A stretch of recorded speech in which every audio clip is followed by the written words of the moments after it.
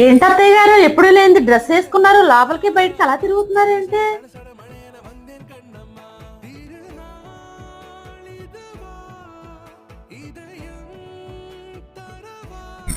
ఏమండి అత్తయ్య గారు ఏంటండి కొత్తగా డ్రెస్ వేసుకుని లోపలికి బయటికి బయటికి లోపలికి అలా తిరుగుతున్నారు ఏంటండి?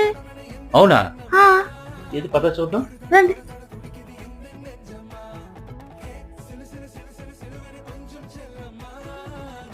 మరి ఏంటే కొత్తగానే డ్రెస్ వేసుకొని లోపలికి బయటికి తిరుగుతున్నావు? అదే